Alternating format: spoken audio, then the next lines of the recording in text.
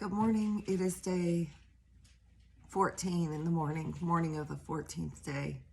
And yesterday I made a video and said it was day 12 and it was actually day 13. So that's what point I'm at. I'm actually losing track of days and time. And I mentioned yesterday that I was really scattered, and that is so true. Feels like I'm coming out of it. Yesterday afternoon, I kind of felt like I did on day 17 last time, which was the glycogen switch. It was when your body starts to run on full glycogen from your liver, being all that fat that you've stored up, those energy components that you stored in your liver. Or I'm saying you, I mean me. I feel like that I'm about to turn that corner, which is good and it's bad in a way. The glycogen in the liver isn't meant to be a long-term food storage situation. So it's amazing while you're in it. It feels like the best feeling ever when your body starts basically eating its own fat. And that really feels good because it's a clean fuel. You think clearly, the brain fog is gone. However, it doesn't last the longest, it doesn't sustain you to the end of this 40 days, or me to the end of this 40 days. So it's good and bad, because it's going to feel great when that you fully just kick into that, tap into that resource that your body has available for you. But at the same time, last time it lasted maybe less than a week, and then it was back to kind of some of the fatigue and cloudiness, and not as bad, but still. The first few days of that are really uplifting, because it's like, oh man, this is great. This is easy. Let's go run. Woo, woo. You're like super pumped, and you have plenty of clean energy to burn, and it's great. But it's, like I said, it's not a long-term situation, and the downies kind of return. And so fatigue returns, and that feeling dissipates.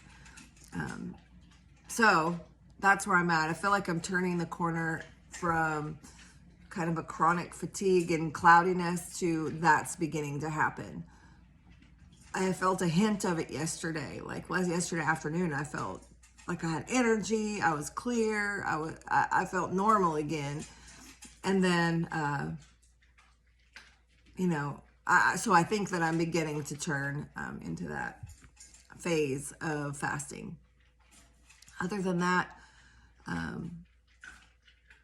yesterday was a Monday, so Mondays just are generally kind of a uphill battle for teaching high school students, because they've had, Friday, Saturday, Sunday off. So coming back on Monday is always like, remember what we learned, remember this, remember this. Oh yeah, everybody's just getting their brains back in gear too. And so when I'm fasting, it's extra hard for me to get them motivated, because I myself am dragging. And so we've got a lot of big things coming up at school. We've got science fair coming up in 2 weeks, and it's going to be a push. We're a little bit behind on our science projects. I've been a little bit merciful with some of the deadlines, and that's caused everything to kind of slide backwards. So I'm not looking forward to being the driver at school. I knew that when I planned the fast, I knew when this was going to fall. It was going to fall right in the middle of this fast. And I knew what that meant. So it's just, it's a matter of just staying on top of 17 teenagers and saying, come on, we got to do this. We got to get it done. And I know that we'll be better for it in the end. They'll feel proud of themselves. And I just need to make sure that I relay that to them today. I can be a real driver and never voice my appreciation. And so I need to make sure that I'm being merciful and voicing my appreciation of how hard they work. And even if I think the kids are entitled now, even if I think other things, even if I think, wow, this new generation's kind of spoiled and lazy, but I was too at their age. The adults thought I was spoiled and lazy. So I have to remember that it's all to be taken in context, and who we are now, and these kids and what they're facing now. And I didn't have Walmart pickup when I was a teenager. I didn't have all of the things, you know, at the touch of a button like they have. So it's a normal product of our society to be a little bit on the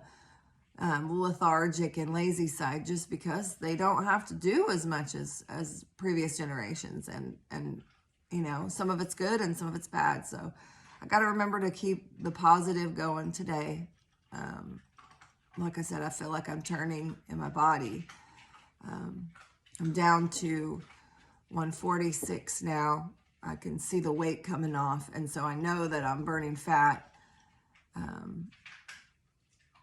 I don't want to get much thinner, and some people don't weigh themselves during a fast. Some people, because it's not about weight loss. Well, mine's not about weight loss. Mine's about retention. I want to keep some weight on. I'm older now. I don't, my desire is not to be itty bitty stick girl.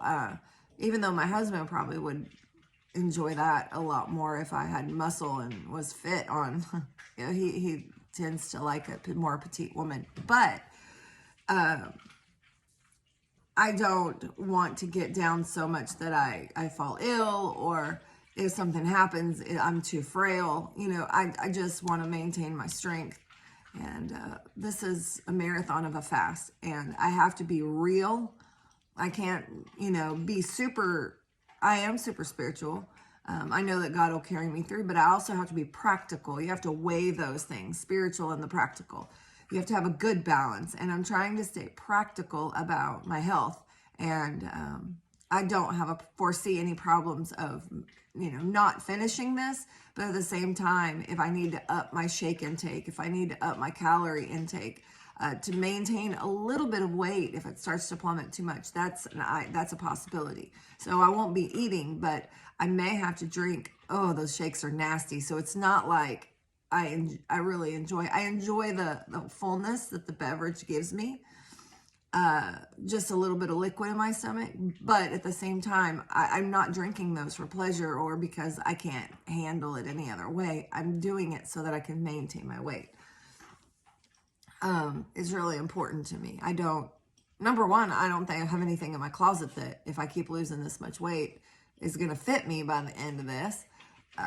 And I don't really want to buy a whole new wardrobe for the couple months that it takes me to gain weight back. But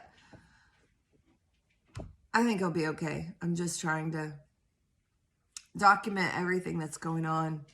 Spiritually, I feel like I'm good. I do feel like it's a little harder to pray.